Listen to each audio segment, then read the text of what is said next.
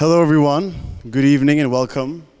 It is my pleasure to welcome tonight Mr. Stephen Bunnell, or known as Destiny, an American live streamer and political commentator known for his public debates, where he advocates for liberal and social democratic policies. We also have joining us in the head-to-head tonight, Mr. Mohammed Hijab, a British Muslim YouTube influencer active in public debates on religion and politics. He's also the co-founder of the Sapiens Institute and an Oxford alumni. Please welcome both of them, our speakers for tonight. Thank you.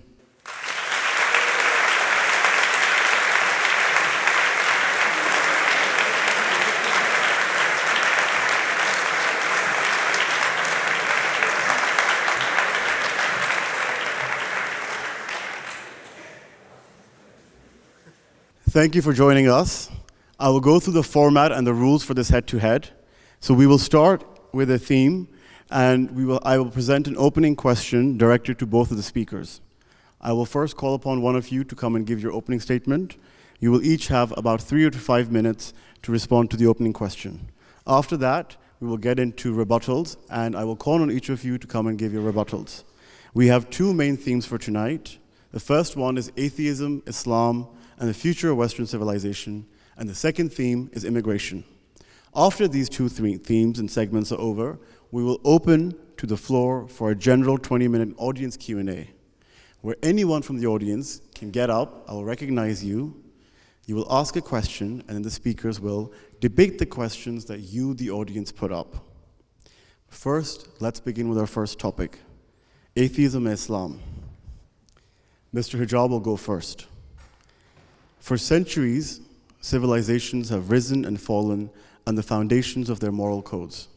Today, the Western world champions secular humanism, reason, democracy, and individual freedom, while the Muslim world continue to draw its moral and legal principles from divine revelation.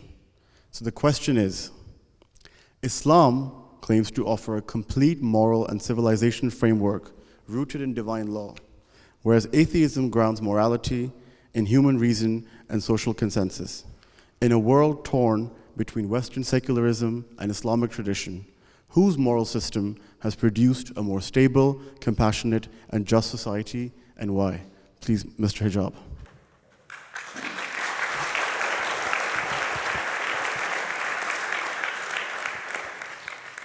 There's one thing we can all agree on, that the universe is regular, stable, uniform, the extent to which it allows life to exist within it. From every small atom to the largest of celestial spheres, we see incredible goal-directedness within the cosmos. Now the question is, what is the best explanation for that? Is it a source of knowledge, or is it a lack thereof? This is the question that must be asked. Is it a source of knowledge, or is it a lack thereof? Another question that could be asked is that did something come from nothing? Is it conceivable, intelligible, or plausible for something to come from nothing, that the universe came from nothing? Did the universe generate and cause itself? Well, to suggest that the universe was generated or caused itself is tantamount to saying that a mother gave birth to herself. And to suggest that there's more than one ultimate source of being, more than one necessary existence, is tantamount to saying that you can have more than one mother to one sole child. Therefore, it is clear that monotheism, the idea of one source, that is the foundation for everything that exists, is the only reasonable conclusion. Another question that must be asked is, what is the purpose of life? What is the purpose of life? Imagine going into work. You don't know who your boss is. You don't know what your role is. You don't know what you're doing there. But here we are in the career of life, and we don't know what our purpose is.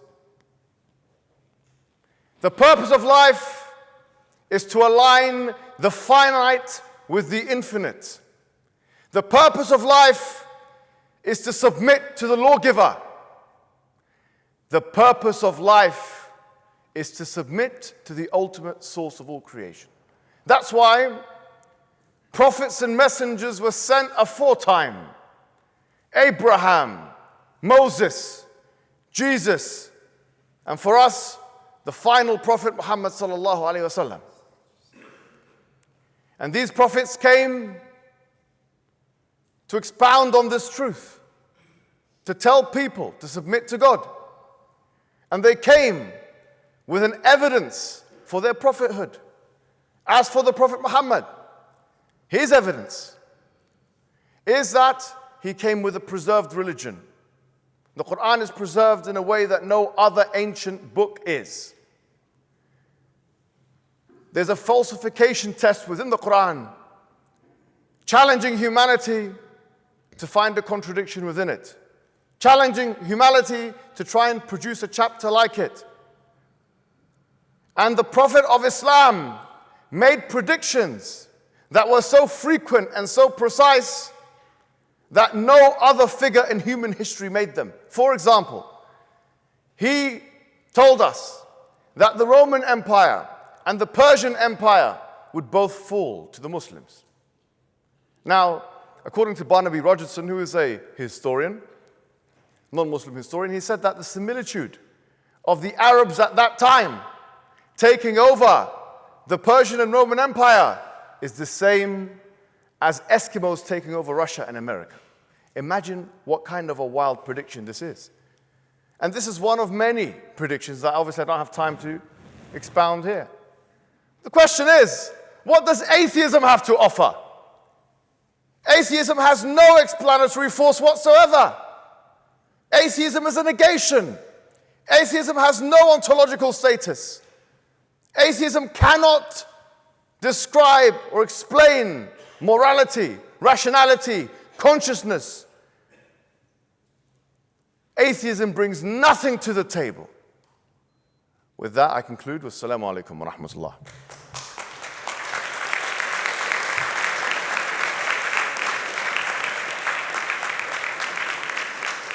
Destiny, your 5 minutes start now. Same question? And then could you restate the question for me? So the question is, in a world torn between Western secularism and Islamic traditions, which moral system has produced a more stable, compassionate, and just society, and why? So I would say that secularism, as the foundation for, at the very least, the system of governance that we have, and the way that our laws and the way that we dictate how we conduct ourselves, I think is superior to any individual religious system because it allows for all these different viewpoints to come together. I think that it is no coincidence that we are in a relatively secularly governed country where we have the ability for somebody to speak on their religion and they can say what they want about it, they can have their beliefs about it, and I have the ability, or anybody else here has the ability to disagree with that particular viewpoint, but there's still room in society for that viewpoint. I would say that one of the foundational errors or one of the foundational mistakes or incompatibilities that the more fundamentalist approach or the more hardcore approach to religion has led to is the intolerance in certain societies of other types of beliefs. So whether that is the way that you conduct yourself and how you do comedy or speech, whether that's the way that you set up your particular neighborhoods, whether that's the types of laws that you pass to allow freedoms for other people in society, especially people that have traditionally been oppressed by systems of governance, could be different types of minority figures, it could be women, it could be people of LGBT status. I think that the more secularized society is superior because it creates space for all of those people to exist together in a system that is functional. I think that there is some conversation to be had about the nature of existence. I do think that it's nice that religion gives us easy answers in all of our big branches of philosophy. You don't have to do much ethics, much metaphysics, much epistemology when it comes to figuring out religious beliefs, because all of the answers are kind of there for you, and maybe that allows you to explore other things in life. But when it comes time to arguing those things to other religious people, the last I checked, I don't think that Islam or Christianity or Judaism have settled their disagreements between who is the one true religion, Abrahamically, or any of the other number of religions that people choose from. So I think that in terms of societal progression, in terms of the moral progress you could say that we've seen as a society, I think that a larger secular umbrella has allowed this to happen. I don't think it is a coincidence that people find themselves moving more, and we'll talk about immigration later, to these more Western secularized societies, because these societies have such specific carve-outs for different types of beliefs and different types of religions to exist and to express themselves.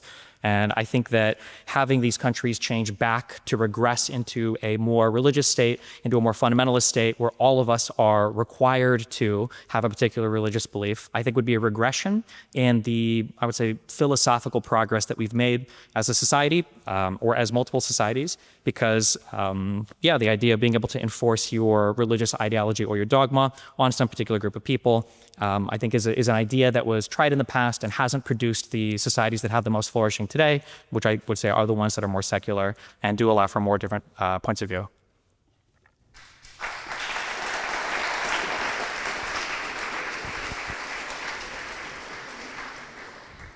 Mr. Hijab, you now have the time to refute the claims that Destiny made in his speech.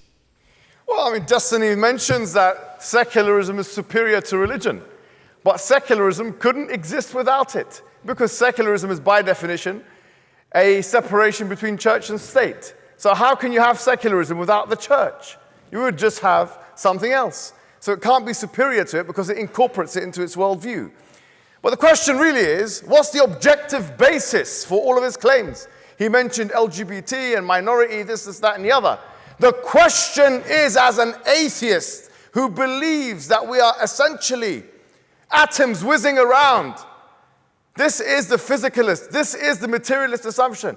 How can you get from that to objective morality in the first place? How can you ascertain that liberalism is the superior ideology from first principles, from a scientific or mathematical perspective? You can't do that. It's not possible, because Kant couldn't do that, because J.S. Mill couldn't do that, because greater people than me and you couldn't do that. Therefore, you won't be able to do that. Secondly, I will say this. I mean, he mentioned something about intolerance, which we'll come to in a second. But he mentions, and I was very surprised when I, to be honest with you, heard this. He mentions intolerance. Let's go to this straight away, actually. This is a man who supports a genocide.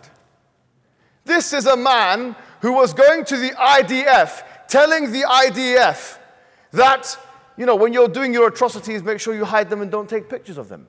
You're going to talk to us about this? You're going to be sanctimonious and talk about minority rights? What minorities are you talking about? The minorities that you prefer, that the white man prefers, that the colonialists prefer. That's the minorities that when it comes to the Palestinians, no, kill them. You're actually telling people to kill them. This is absolutely diabolical. And with that, I will conclude, and you can respond.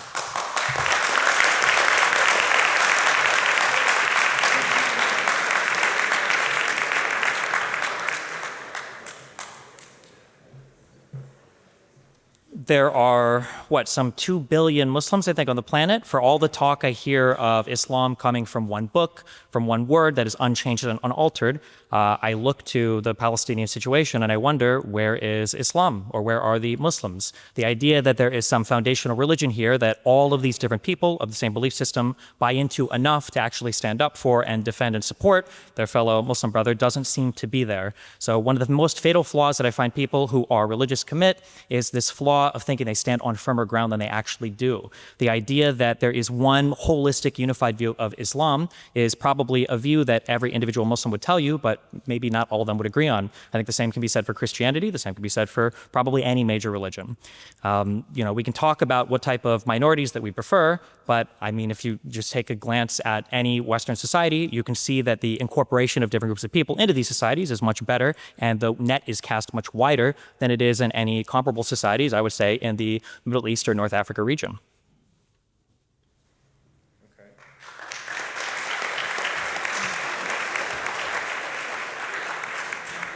He says, where are the Muslims? That's a good question, and I agree with him on that, actually.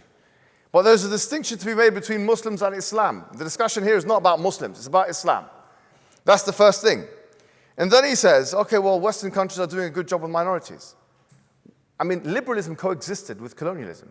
You must understand this. You cannot look at this time in history and not realize that J.S. Mill was somebody who was actually advising his government how to use racism and supremacy against the colonial empire, against members of the colonial empire, the colonies.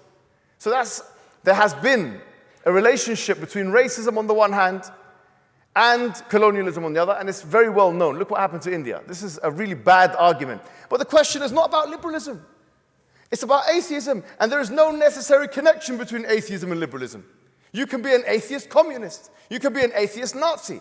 You can be an atheist Zionist, as you are. As you are. He's importing liberalism into the discussion to save atheism. Sorry to say, just as, because he's open about this open relationship stuff, just as he imports other men to help with his conjugal duties. You have no business talking about liberalism. You have no business talking about liberalism. We're not talking about liberalism. Liberalism is a philosophy that's not on the debate card today. We are talking about atheism. Tell me how you can get to objective morality from atheism. Tell me how you can get to atoms whizzing around, carbon, which we are, from is to ought, as David Hume would put it. Otherwise, you'd be doing the naturalistic fallacy. If you can't do that, then be a man. It's going to be very hard, sorry to say, for you. Very hard. Be a man and say, I concede the debate. I give up. I throw the white towel. Although maybe you'd be using that white towel for other things, but if you can't do that, honestly, it's done. The debate is finished. And that's all I have to say. Can I please remind speakers, please let's have respectful civil debate. Thank you.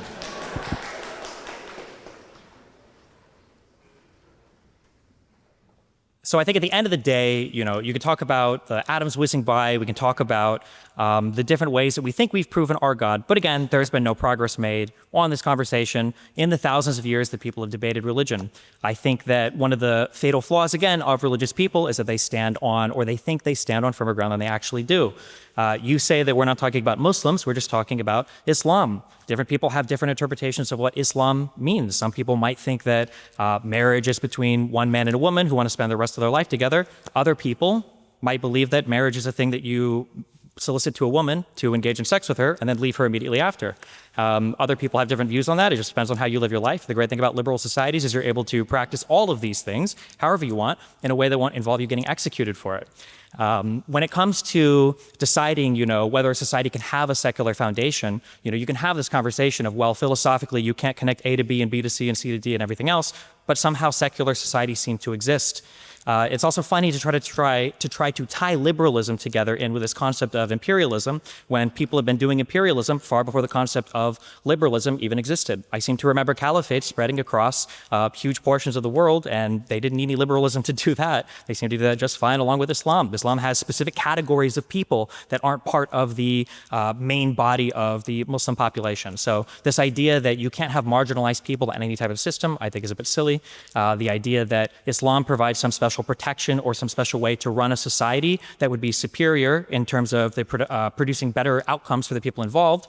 Where are those countries? That would be my big question. If we were to argue about the successes of liberalism, I could point to Muslims existing in a liberal country today with the ability to argue for their Muslim countries. How many Muslim countries can I go to and find liberals arguing the same thing? I think that the idea of free speech, open debate, the ability to own private property, to start a business you want, and to practice whatever religion you want, I think is a special thing that liberal societies have created. And I challenge the opposing speaker to tell me, what are these model Arab societies? What are these model Muslim societies? What are these modern Islamic societies, or these model Islamic societies that you would want us to look more like than any of the countries in the West that you've found appropriate to live in?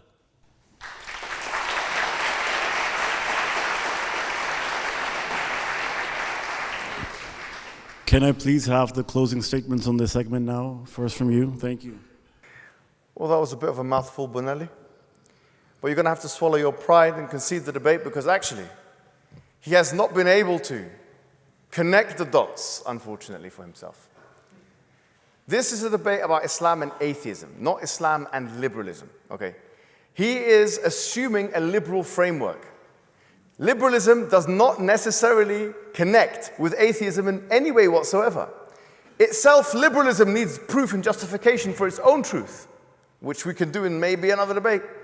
I don't think you're going to be wanting to do any other debates after this. But the fact of the matter is this. He says Muslim countries, that's his big question. Where are the Muslim countries? I agree with you. Muslim countries are not following Islam. This is the answer to your question. They are not following. Muslim countries are not following. Look at the Palestine issue. There are non-Muslim countries who have done a better job than the Muslim countries with the Palestine issue. You know, they've acted more Islamic than the Muslim countries have. I agree with this criticism. We are not talking about that. As he's talking about execution and this and that. How dare you talk about execution? You are speaking to the IDF, telling them, if you're going to commit atrocities, don't bring your phone out. You are in no position whatsoever to talk about rights to us today. No position. Zero. Your sanctimony is gone, and you are finished, I'm sorry to say.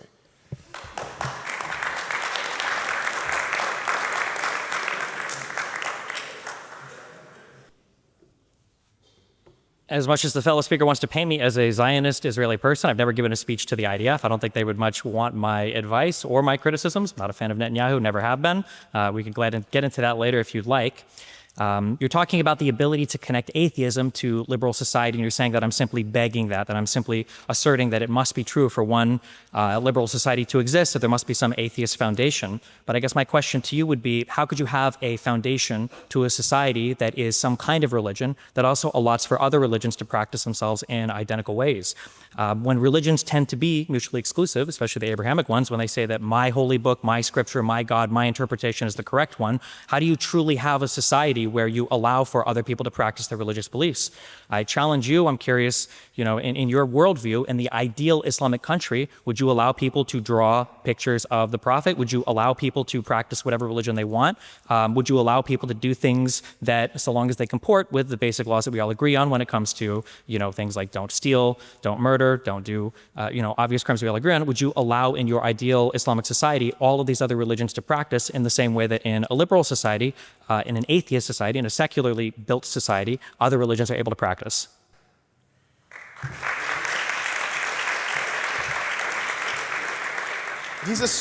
He asked me a series of questions, and he said that, would you allow the drawing of the Prophet? Would you allow this? Would you allow that? In the same way as liberal societies. Why should it be the same way? You haven't proven liberalism is true, and you haven't proven that atheism is true. You've given us no arguments for anything. And then he says, free speech. Well, it's very interesting he mentions free speech, because I'm going through some of his content, and he was making an argument for child pornography. And he, in fact, said that there's a pragmatic case for child pornography. So, yes, the Muslim countries would actually ban something like that. And that is an inhibition to the free speech people like you, atheist morality, would bring to the table. Child pornography is banned in the Muslim countries, for example.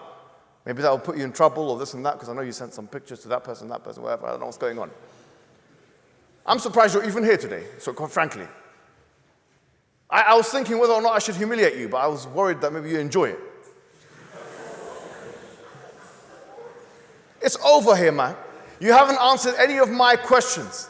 I'm asking you, how do you connect atheist morality with liberalism? There is no answer, there's no connection. So all of your subsequent questions are a waste of time.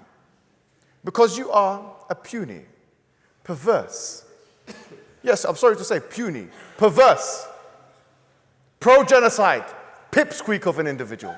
This is the case. And there's nothing more to be said about you. Okay. One second. Okay, that was meant to be the close the state segment, but because you have spoken, I will now allow Destiny to respond as well. Please, can we be respectful? We are here to have a civil debate of ideas. Can we please stick to that? Thank you. Destiny, please. I would have prepared more personal insults if I knew that was the direction we were taking this, but okay. Again, I will say, you're saying that I haven't connected atheism to a liberal society, but I notice that you failed to answer my question of what types of behaviors would you allow in your model Islamic society without having the foundation as some secular system, without being able to point to laws, without being able to point to a system of governance that doesn't originate from some holy book. I don't know how you can say that a liberal society, one that allows for all religions to practice equally, isn't necessarily a society that doesn't take a normative position on what religion is true or what religion is false.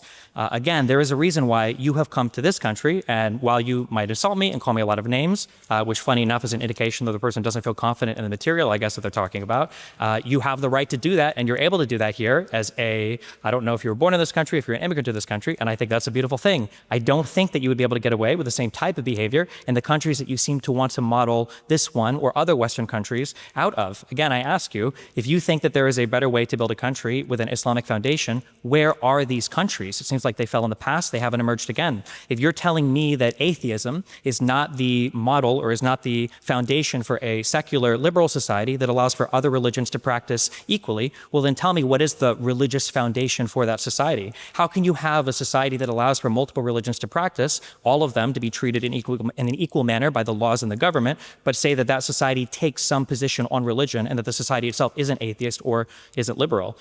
You brought up this idea earlier. It's funny, you used an analogy of a mother birthing herself or a child having two mothers. We can look, for instance, to children born today. That doesn't involve any religious aspect. It doesn't involve a God. It doesn't involve anything else. We know the process by how that works. We don't need religion right now to explain the things that are happening in society. For all the predictions that Mohammed or anybody else supposedly made about things in society, I don't see his name on any research papers. I haven't seen him publish anything in Nature or Science Weekly. I don't really know what his predictions are doing that are relevant today. I know that, he was the head of a bunch of caliphates or started these that eventually fell and no longer exist. So I'm just curious if in your push to have Islam be the model for Western society, again, where are these countries that you want to model, Western countries off of? And if my foundation for a liberal society is not an atheist one, then tell me, what religion am I pointing to in order to have the societies that exist?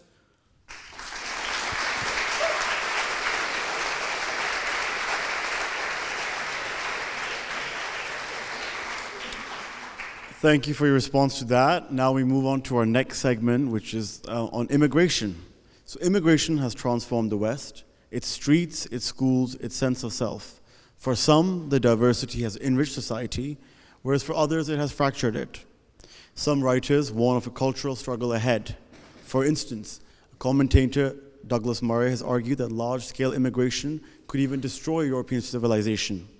So my question to both of you, is multiculturalism destined to fail when faith and freedom collide? Destiny, would you like to start on that, please? Your time starts now.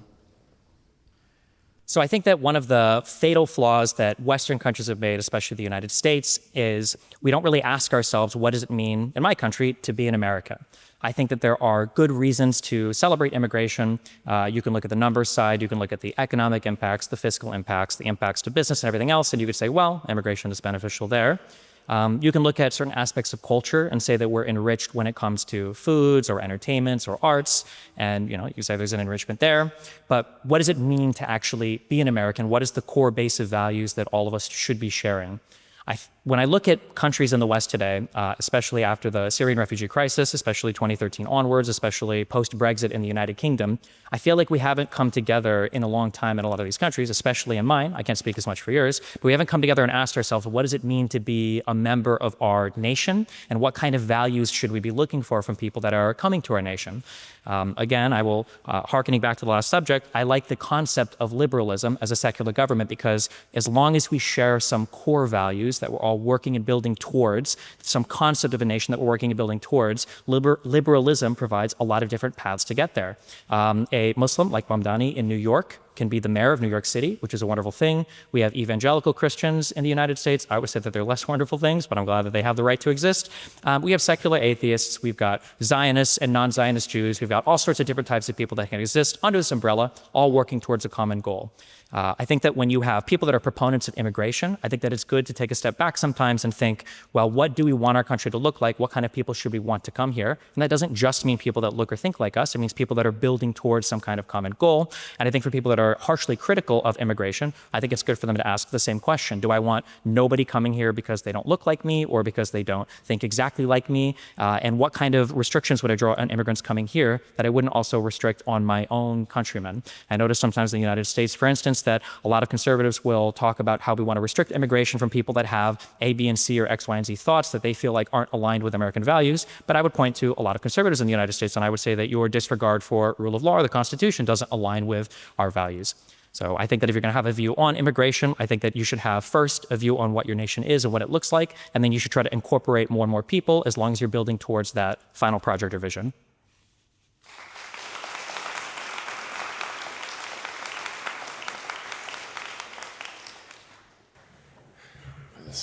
Well, I think with this one, the interlocutor and I, I'm not going to disagree that much as we did in the previous one.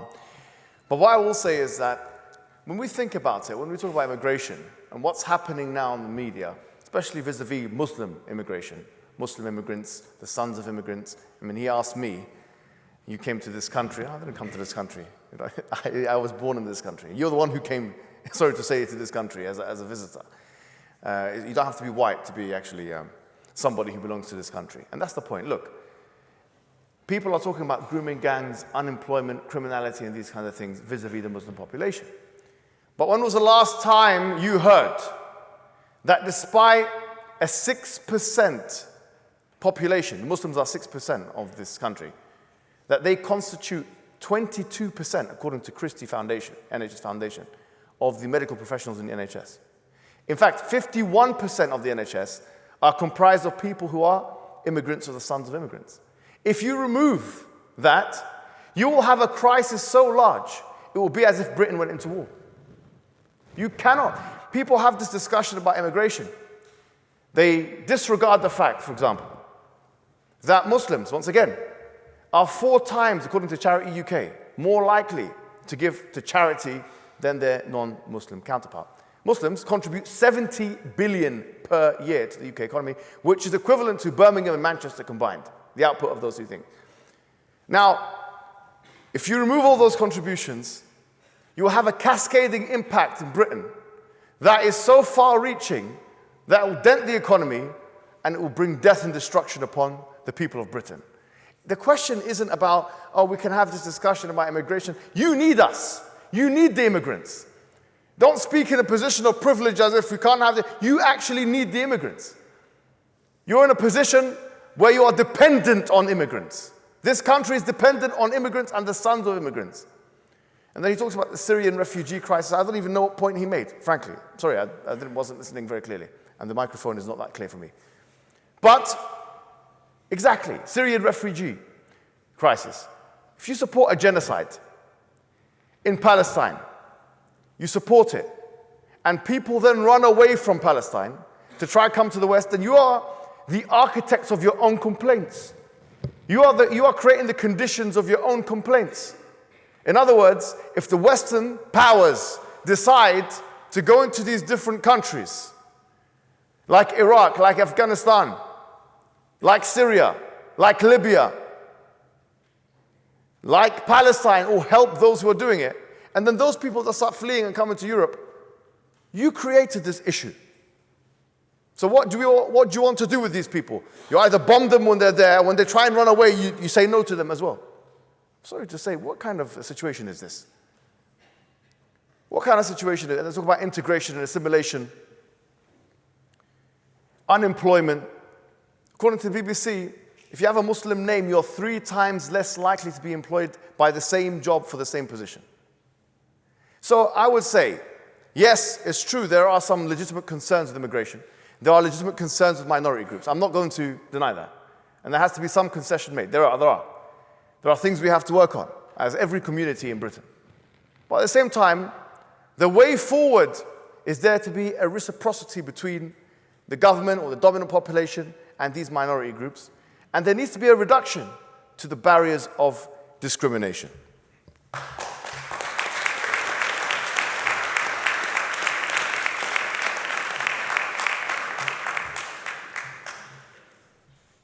So I think we maybe agree on a bit of immigration, although I think the priorities are a little bit different in terms of certain groups of people. When I'm having conversations or debates on immigration, one of the things I tend to look for is how much people mix up groups of people or how wide of a net people cast when they talk about certain groups of people. So I can't speak to the particular numbers on immigration in the United Kingdom, but I do think it was interesting that it seemed like simultaneously a very high percentage of immigrants, maybe Muslims in particular, were doctors, but also a very high percentage of people, or a much higher percentage of people than named Mohammed, are unemployed. So clearly we're talking about different groups of immigrants here, and I think it's probably worth it to pay attention to different groups of immigrants. I think that one of the big mistakes that people have made is in allowing immigrants to come up and improve your economy. The economy improving is not the same thing as life for an individual improving. And sometimes there are ways to bring in immigrants to a country where the overall economy improves, but the improvement is slight over the entire economy, but the destruction to parts of the economy are very concentrated and are very noticed. And especially in the United States, we have issues along our manufacturing sector where you can see concentrated damage that different types of immigration have caused. While the entire country might benefit, the people that are in those damaged sectors will obviously feel like they've been abandoned by their nation, by their country, and I think there's a legitimate grievance there that should be addressed. So as long as you are balancing out immigration, and the types of immigrants you want to come in, it's important to distinguish different types of immigrants from other types of immigrants. A doctor who wants to come to the UK or the United States from Syria is going to be a lot different than an asylum seeker coming from North Africa, is going to be a lot different than a PhD researcher coming from Kenya, is going to be a lot different than a supposed asylum seeker from South Africa. All of these people are different, and you have to look at them in kind of their disparate groups and, assess which ones you want in your country and how you want them to contribute. And I'm very hesitant to take advice or critique from somebody talking about immigration who's very quick to lump all of these groups together and imply that we should treat all of them somewhat equally.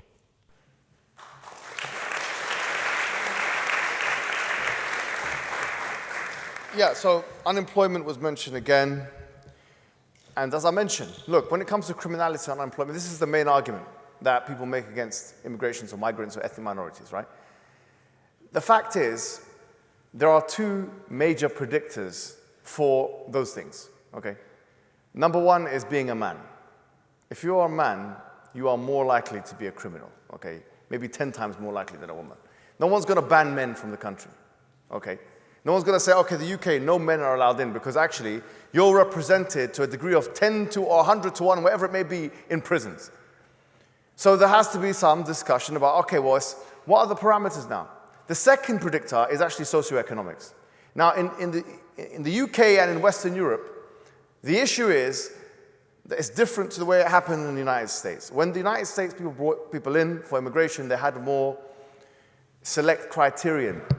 Okay, they brought in middle-class people. That's why there's no talk of grooming gangs in Pakistani communities in California. There's no talk of it whatsoever. Why? Because they're middle class. Because they're doctors and engineers. In other words, when you're poorer, you're more likely to commit more crimes in certain areas, regardless of race, religion, or whatever it may be. Wealth is the predictor. It's socioeconomics.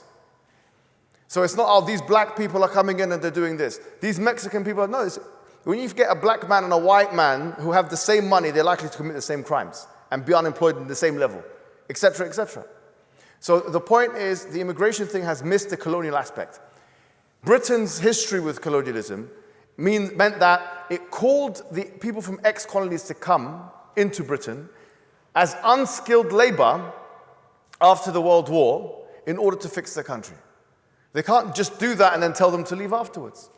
And hence, the reason why you've got people from Pakistan or from Jamaica or from whatever, India, in England, is because they were ex-colonies, and that these people were used as unskilled labor. And because they're in that socioeconomic bracket, they will be more likely in some areas to commit certain crimes or to be unemployed just by virtue of socioeconomics. But that's not an argument against Islam. It's not an argument against a race realist argument or whatever it may be, because that's where it's veering towards. That's the right-wing argument, that they're doing it because of their religion. They're doing it because of their race. And that's what we should be against, because actually the data is against all of that. So when we're having the discussion about immigration, the connection, the causal connection between these aspects which they consider to be wrong, on the one hand, and what's going on in someone's religion or someone's race on the other, is there is no connection. And the connection is actually a socioeconomic one.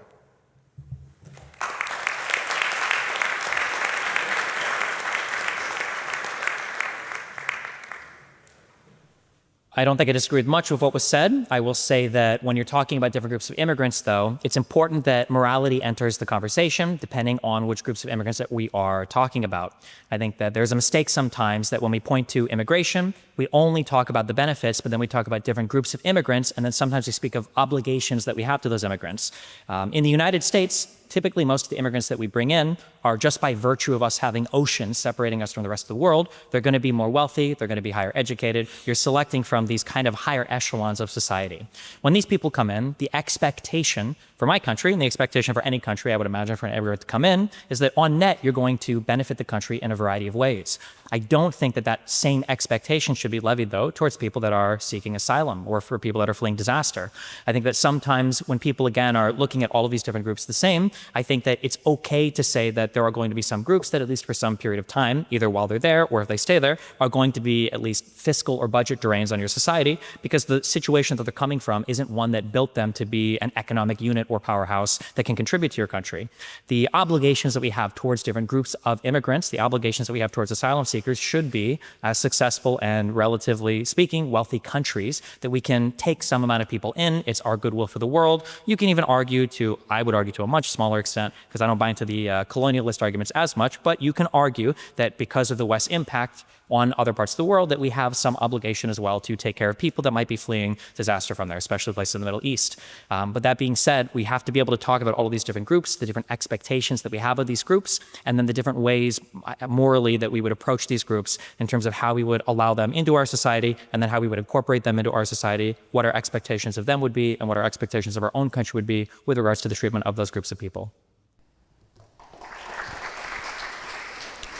Can both speakers now please give 1 minute closing statements on the round? Mr. Hijab, please. So with this, I mean, he mentions the expectations and he talks about morality, and we've already had this discussion. He can't even establish what morality is or how it's true or anything like that. He's assuming the truth of his worldview without arguing for it, which is pathetic, actually. This is a debate. You're meant to actually argue for your worldview, whether it's liberalism or atheism. There's no evidence given. But the second thing is that if people have this view, like for example, they say, well, Muslims, conservative Muslims, will be against the liberal paradigm in these areas. The same thing applies for Jews then.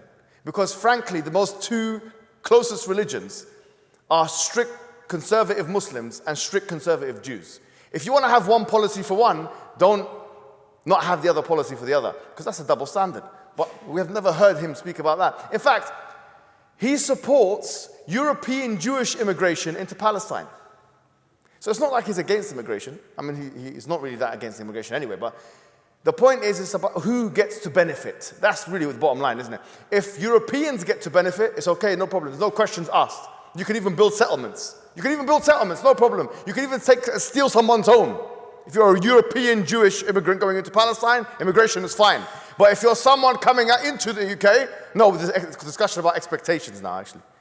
If you're seeking asylum, are you? What do you mean seeking asylum? You created these wars. You bombed these people. They're running for their life. And now, before you come in, tell us what you're going to bring to the table.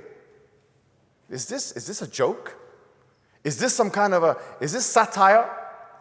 This is pathetic, frankly. No argument has been given. If you don't want asylum seekers and refugees in these European countries, then don't create wars in those countries. We are here because they were there. That's the reality of the situation. Prevention is better than cure. Don't create a disaster and then ask, why is it happening? You created it with your own hands.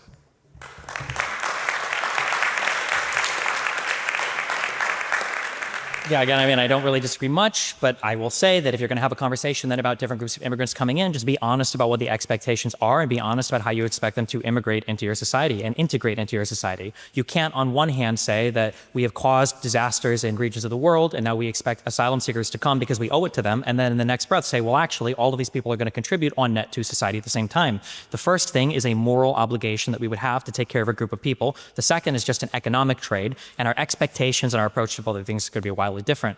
I don't know if we're going to get into Israel-Palestine more in the question section. Obviously, the other speaker here has a lot of opinions on that. But yeah, I would say broadly, we probably agree on immigration. Just when you're having conversations about immigration, make sure that you're treating every group differently. Make sure that you're having an honest conversation about what your expectations are of each group and what your expectations are for those groups once they're in your country and how your country should treat those groups.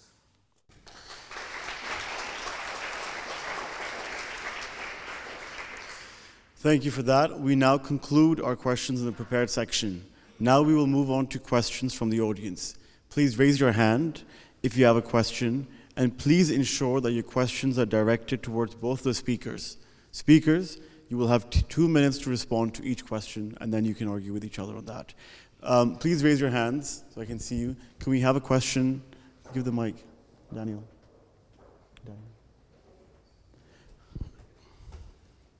Can we have a question from the gentleman all the way in the back?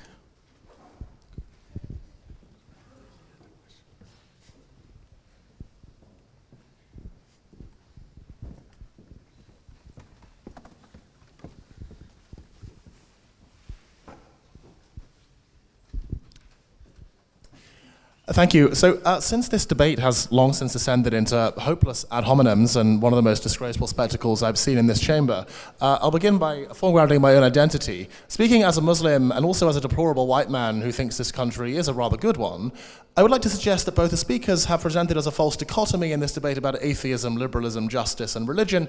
Namely, that maybe it is true, and I entirely agree with Mr. Hijab, that their values are indeed grounded in divinity. They are indeed grounded in God. Yet I also agree that there are values that I think Mr. Hijab also recognizes that we can recognize independently of our specific religions or belief about revelation. Values that he constantly appeals to while calling for what is often a quite entirely warranted plea for justice for Palestinians and other victims of brutality, the value of respecting humanity, of respecting human dignity. These values also ground, I would suggest, our commitment to freedoms that all of us, Muslims, Christians, atheists, or whatever, enjoy in this country and do not enjoy in most of the rest of the world.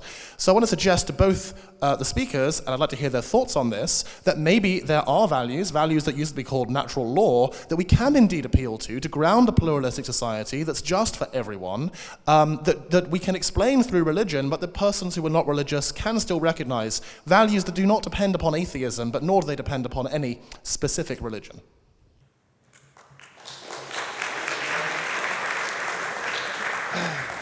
Well, I mean, that's where sorry? Sure. I mean, look, in the Western ethical tradition, you'll be aware of this. There's three main schools of thought, right? There is consequentialism, there is deontological ethics, and then there's virtue ethics of the ancients. And all three of them attempt to tell us how you can derive values, okay, without religion. That was, in fact, exactly what Kant tried to do through his categorical imperative, his hypothetical imperative, the universality of his laws, etc.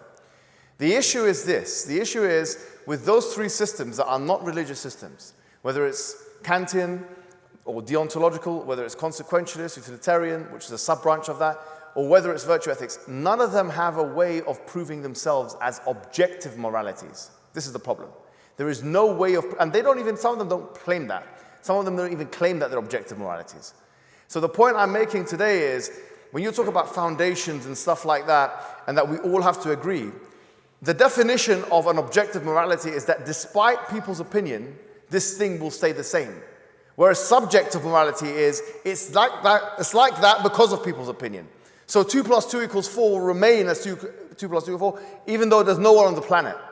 So you cannot get this, as John Mackey said. John Mackey wrote a very good, he's an atheist himself, book on ethics, called Ethics, actually. And at the end of it, he mentioned the following. He said that the only way you can do that is through a list from God. And he said that as an atheist.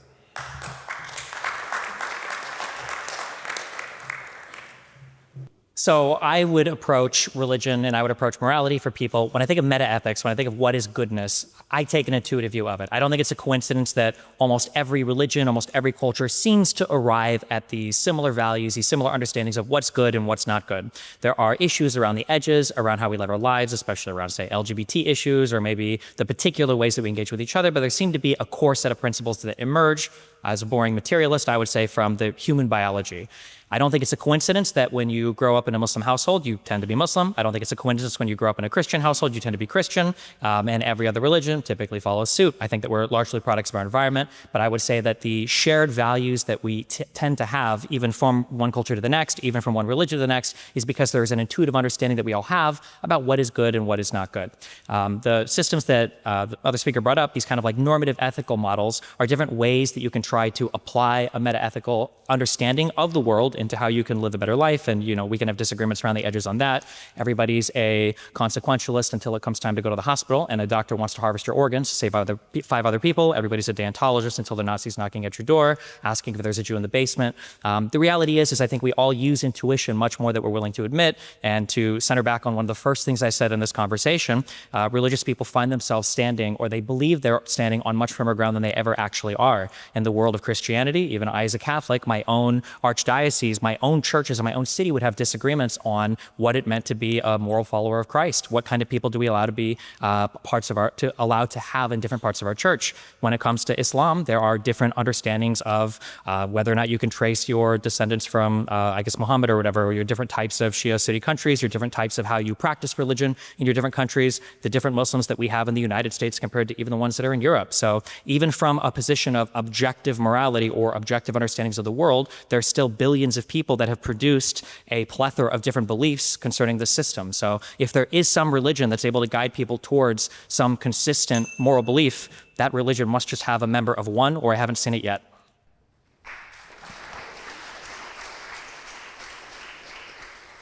Can members of the audience please also make sure your questions are concise so the speakers can answer them? Don't give speeches, please. Can we have a question from the member in the 4th row there?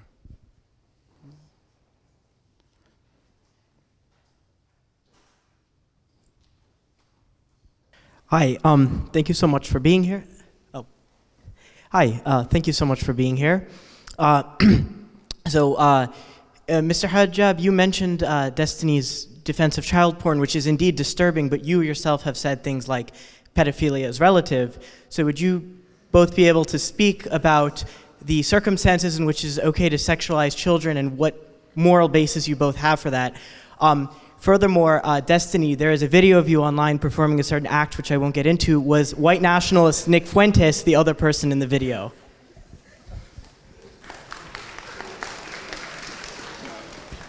Yeah, I mean, I did say that pedophilia was relative, legally relative. Legally relative. In other words, in the UK, the age of consent is 16. In the US, it might be 18. In Russia, it might be 14. Which means that, by definition, this is a factual statement, you're a pedophile with different parameters if you go to different countries. I don't think that's a controversial statement at all, my friend.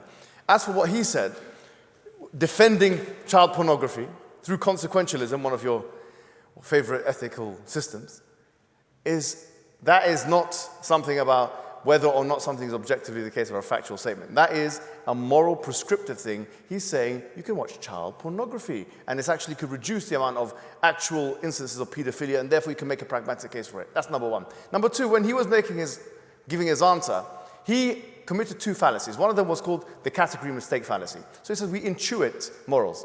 That's epistemology. We're not talking about the epistemological state. I agree with that, by the way. We do intuit some morality. We're talking about the ontological status of morality. How morality, qua morality, can actually be given objectivity. From what source is it given objectivity? That's the first thing. The second fallacy that he committed was if you want to call it, the genetic fallacy, actually. Because of something's origin, it must be wrong. Or because Muslims are born into Muslim families are born like this, or Christian families. So same thing with atheism and liberalism. It doesn't mean it's wrong, therefore it's wrong. It's a weak argument, really weak. Very weak. Very weak. Yeah? And then furthermore, he's mentioned interpretations. There's so many interpretations of how many people killed JFK. Was it this guy, that guy? It doesn't mean no one killed him. Just because there's so many interpretations of something doesn't mean it doesn't exist.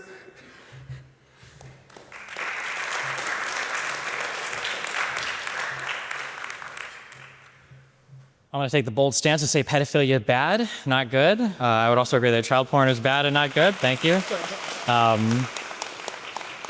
Yeah, I guess if you want to bring up videos or whatever debates I've had in the past, there was a man named Amosi who I think is currently in prison for abusing children, is my understanding. I don't know if he's out yet or not.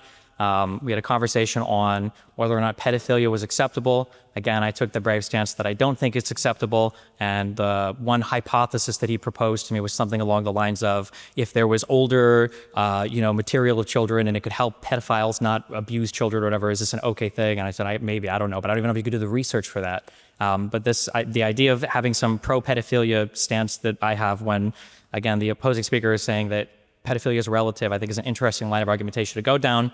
If you want to look at explicit videos of mine or whatever, apparently I should open an OnlyFans. There seems to be a lot of interest around that. I have not had any sexual relations with Nick Fuentes yet, so who knows, maybe in the future we'll see how that goes. But thank you, I appreciate the fandom.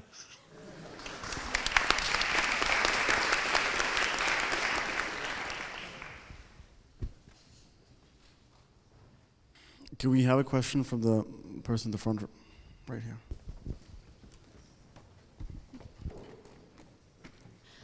All right, so in the last few hours, Netanyahu put the command forward for bombing to continue in Gaza, breaking yet another ceasefire deal. Now, you both have quite different approaches to the situation in Gaza. Mr. Hijab, you've been very clear that you think it's a genocide. Destiny, you've acknowledged the presence of war crimes when you spoke to the IDF and told them people don't like seeing war crimes and they should just turn their cameras off and have a good time. You did say that you didn't give a speech to the IDF earlier, but it is, on video, so we know that happened. You also tweeted in 2024 in February that if Israel wanted to genocide Palestinians, then they would only exist in the history books. So I'm just wondering if you stand by your genocide denial, and I'd like to know what both of you would refer to it as, if not a genocide, which is the common consensus by scholars. Thank you.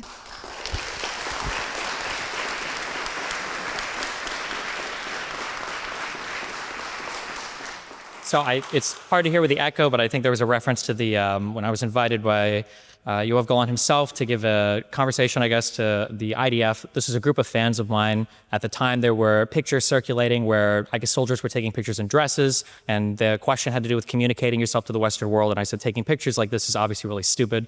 If you want to spin this into me saying, if you're going to commit war crimes, do it off camera, I mean, you can do that. That's fine. It's boring to me. This is inconsistent with every belief I've ever held in my life. But you're free to strawman me in whatever way makes you feel better about yourself. When it comes to the analysis of the region and whether or not it's a genocide, personally, I think this is a question for the International Court of Justice and maybe historians. I think that people that want to call it a genocide are looking too hard to weigh into some word or term or some international definition that is somehow going to bring peace to the region. And I think it does a disservice to the people there. And I think that it tries to short-circuit the argument of what does a final resolution look like when we're just screaming apartheid, ethnic cleansing, and genocide. I think that the push in the West oftentimes that people look for when they talk about peace, when they talk about no more killing, is a very Western-centric view that people involved in conflict don't always necessarily share. When it comes to Ukraine, the calls for peace are usually from the Russian side saying, well, we need peace so that we can take 25% of this country. Personally, I believe that calls for just peace in Israel-Palestine is something that Netanyahu supports, because if you read this 20-point plan that's been floated, it gives him essentially every single thing that he wants in the region. I think that once the bombs stop falling and once Netanyahu works on his reform of education in the Gaza Strip, whatever that means, when he works on his reform of the Palestinian Authority into being less radical, whatever that means, and then when he looks at all of the other things that he's been granted by the United States in order to build whatever two separate societies that he wants, I think that what's happened is even as we approach an end to this conflict, Netanyahu's gotten everything he wants, and this claim of genocide hasn't supported the Palestinian people there in any way, size, shape, or form. Well, first of all, about the child pornography aspect, he hasn't denied that he said that. But more significantly, he said the following: molesting kids is not pedophilia. That's a direct quote from you. So let's not play games here today. Your atheistic morality is not granting you any favors today. Look, if he cared about kids, why is he supporting Can we a government? please answer the question, Mr. Hijab? Why, well, I will answer. Yeah, I will answer. Supporting a government that's killed 20,000 kids. 20,000 kids. We've seen the pictures of them being incinerated and burnt and all these kinds of things. And here you're talking about minorities and minority rights and morality and all these kinds of things. And he denies the fact that there's apartheid in Israel, when in fact, the only ones who can return to Israel are Jews. How do you explain that there's no apartheid in Israel when there are laws that discriminate on the basis of ethnicity. Isn't that what you were just lecturing us about? You were just telling us it has to be equal, it has to be this. You've never once condemned the IDF for that. You've never once condemned Israel for that. You know why? Because you're selective in your use of rights and minority rights. It's the people that you want to have those rights. But 20,000 children being incinerated, people being displaced, not a word of condemnation, pin drop silence. And that's why no one can ever take you seriously again.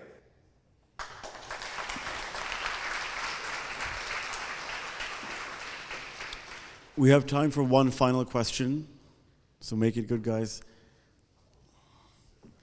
Can we have it from the lady in the middle row there?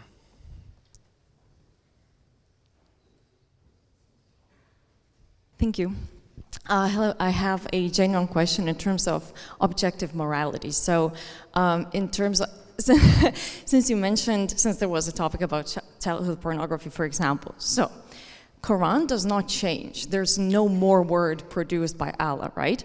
So for example, AI generated child pornography. How could possibly Islam have a stand on it if Allah could have not had an opinion about that because AI-generated pornography did not exist yet? Whereas in the secular humanist Western democracy, for example, harm versus benefit ratio would be derived and they would probably be banned. So this is how decision-making is being made in a democratic country, non-religious country. So how also, sorry to mention one more thing. For example, until June 24th, 2018, driving for women was banned in Saudi Arabia, but it changed for mostly economic reasons, right? So if it was some kind of law dictated by God or some kind of society structure, but it was changed. Therefore, was morality changed? Was interpretation of the Quran changed, or like hierarchy or something? So it means something evolves, something changed. So it's not absolutely objective. So yeah, one question is like, how does objective morality bend around things that did not exist yet? And another part is, how do you explain the change in things that have changed throughout the course of history? Thank you. It's a good question. It's a good question. I mean, the misconception is that the only sources of Sharia are the Quran and the Sunnah, or the Hadiths. That's not actually the case. I mean, Najmuddin al-Tufi, who is a scholar, 8th century scholar, he said that there are 11 different sources of the Sharia. 11 different. And one of them is actually maslaha and-nafsada, or the idea of detriments and harms, which introduces a kind of consequentialism, actually. There is a kind of consequentialism in Islam. And there are principles which are similar to the liberal tradition in Islam, but they operate on a different priority. So, for example, the harm principle, we have a harm principle as well. And it's based on the words of the Prophet. He says, La darar wa la dirar, which means that there is no harming or reciprocating harm. So there is that. And so, where there isn't an exact thing that is, for example, mentioned in the Quran about a specific issue that's happening today, then what the jurists will do is that they'll use one of those principles. Okay, what is this thing? Is it harmful to the people? Is it not harmful to, etc.? And then they will make a ruling on the basis of that. So that answers the first question. In terms of Saudi and the driving, I mean, first and foremost, there's no verse in the Quran that says anything about women cannot drive. There's no hadith in fact, there's hadith showing that women were riding the horse. It's the opposite, yeah? So what was happening in Saudi was something which is a cultural thing in Saudi Arabia, okay? Just like in Afghanistan, they do things which are not Islamic. Taliban, sometimes they'll do something that's not Islamic. Not every government that claims to do something in the name of Islam is doing that because of the name of Islam, okay? So the point is that our point of defense is we defend that which is in the Quran, that was in the Sunnah. And yes, we have principles of jurisprudence which basically govern all the things that are not in those things, including, all those things that you mentioned and so on and so forth. So there is, I would call it a Sharia consequentialism, but it's not, it follows a different priority than, say, liberal consequentialism or whatever it may be.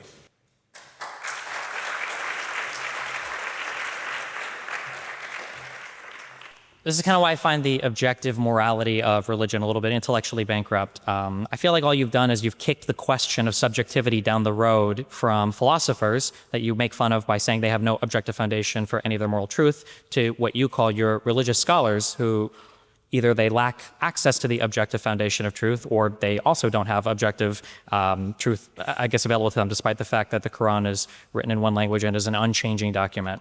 So when it comes to, I guess when it comes to making evaluations on how to, rule things as being legal, how to rule things as being illegal, or how to evaluate these from a moral perspective, the superiority, I would say, from a secular framework is that we can sit down and we can have conversations about what do we think builds towards a better society, what do we think are the values that we all share, that we can kind of that we can kind of agree on, that we should or shouldn't have a thing. So when it comes to AI-generated child porn is a topic that I see that gets brought up in some communities. It's a challenging question for a variety of reasons. Maybe more relevant or a thing that's been discussed in the past are drawings of, there are different names for these, for animated, depictions of children or whatever. And, is it a crime if there isn't a victim? Is it a crime if it leads to more victimization? If we say yes, does that mean that if we have violent media, that's considered bad because that could lead to more violence?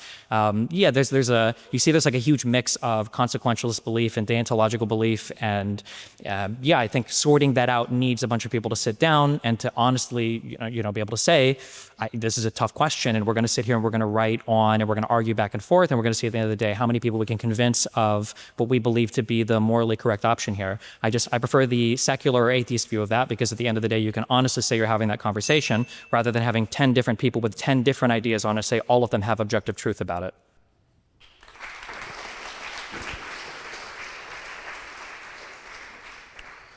Thank you, Destiny, and thank you, Mr. Hijab, for a spirited, insightful discussion. And thank you to our audience for your thoughtful questions. With that, we conclude the head-to-head for the evening. Please remain seated while myself and the speakers leave the chamber, and then members of the committee will escort you out. Thank you very much, everyone. Thank you.